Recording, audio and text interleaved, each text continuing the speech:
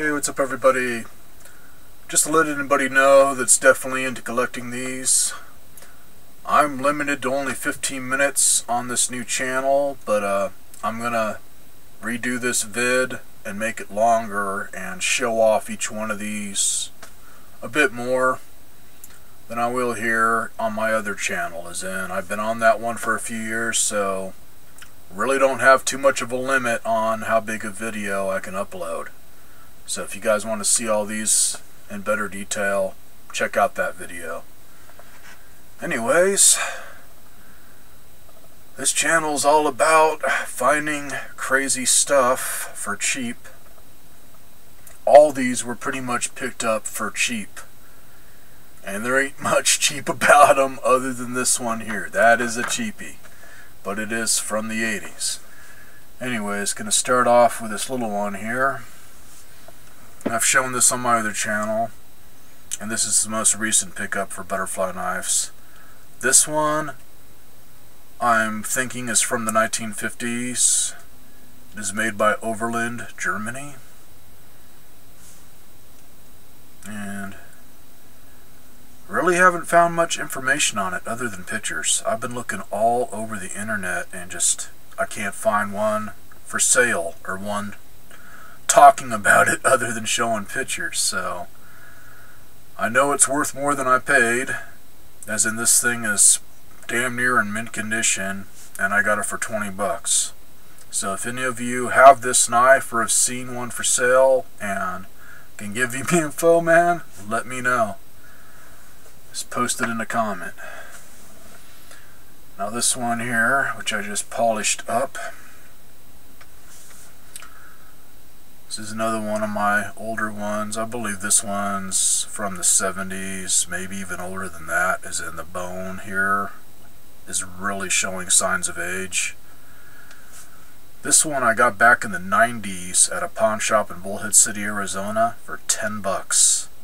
And anybody looking for these, man, is I'm going to give some links to some sites on being able to buy these, man. Pretty much looking at a starting price for 100 bucks on one of these, and not this fancy with all the cutout here. I'm talking pretty much the basic ones, to where basic blade and either bone or wood inlay. This one has had some nice work done to it, as in the tooling here. Show you guys the latch. This is one of my favorites, so I gotta show it off. Beautiful freaking knife. I haven't seen any of them online for sale that's got a latch that has this much tool work on it. Usually it's just some lines cut into it and maybe a couple little dots. It's also got tool work on the end of it there. Bring that in there. Pretty fine detail there, so kind of hard to show even on this HD cam, but take my word for it, man. Really beautiful. And Eagle's Head style pommel.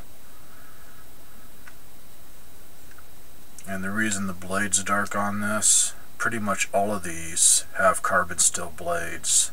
Some of the newer ones I've seen, as in new made from the Philippines, have different steel that they use. Sometimes you can get them with stainless, but a lot of times it's some kind of a carbon steel, to where it will get this dark tarnish. Which, nothing wrong about that, man. These things hold a really good edge. I have never sharpened this and never will. It's got the original edge still, and not super sharp, but pretty damn sharp for one that's been sitting around, and it's sharp on top here too. This one here, another one that I just got done polishing up. Another Philippines Batanga. A lot smaller. This one I got at my local Route 66 swap meet here in Kingman, Arizona, and I can't quite remember the price I paid. 20 bucks at least, 40 bucks at most. I got this from an old guy, my swap meet, and he said he'd had this for years and years. This was a carry-around knife, and he just took really good care of it. And this one's got, like I say, it's got some tool work on the latch. Just has a couple lines cut into it there, but other than that, not near as much as the other, but still beautiful knife. And I'm thinking this one's probably from the 70s or later, as in not showing any deterioration on the bone inlays like the other one. As in that one might be older, but the type of bone they used, it's starting to get that glassy, pearly type, pearlized look to it, to where, especially on that side there, it's almost like a transparent look, which just adds to the niceness of the knife, man. Really looks nice. In fact, the sites I'm going to give links to, man, they got some really nice ones. Alright, this one here is basically the cheap Pakistan copy of this one and possibly a couple others that were from back in the 80s. And this one here is made by Taylor Seto. This is one of their first Balisong knives that they produced. Pretty basic but nice. This is a model G971. Just nice throughout. Just real basic on how it's made. And this one, basically a now hand-polished turd. As in, these sucked ass back then, they suck ass now. As in, for you collectors out there, all these say is just stainless Pakistan on the blade, and the blades always are really crappy quality. A lot of times the handles, the latch either be loose or too tight, or the pins there will be crappy, just really poor quality. This one I paid $10 for, and that's the most I'd pay for one of these. The only reason I got it for $10, man, is because I've never seen one with stamping on the handles like this. I usually see the ones that are skeletonized like that one.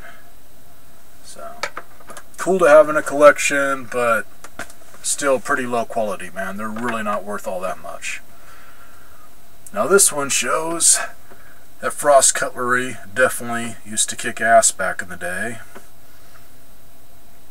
As in, solid brass handles, really nicely done, hidden pins. This one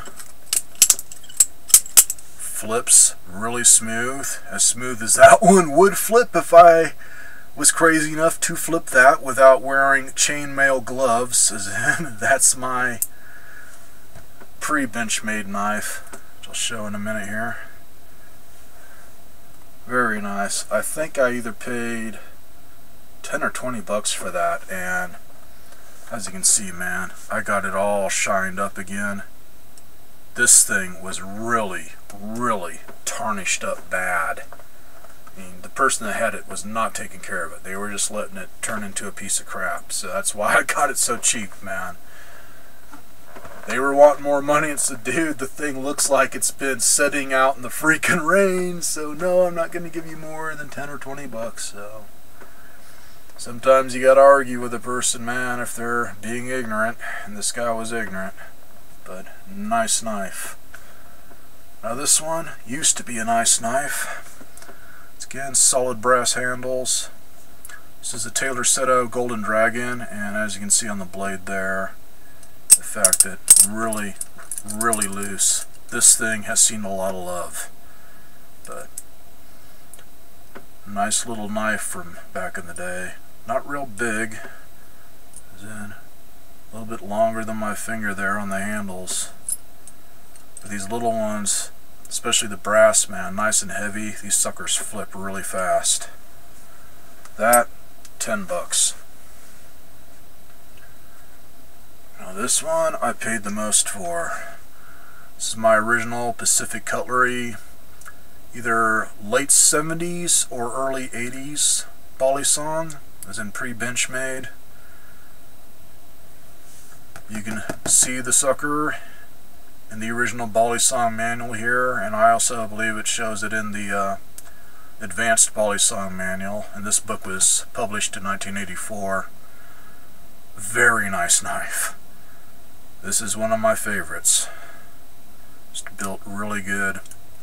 Real heavy stainless steel handles.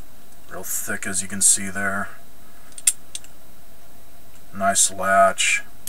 This blade, I have not touched the blade, man, as in put an edge on it. All I did was go over the handles because it was kind of just lightly scuffed up here and there. It needed some work done on it.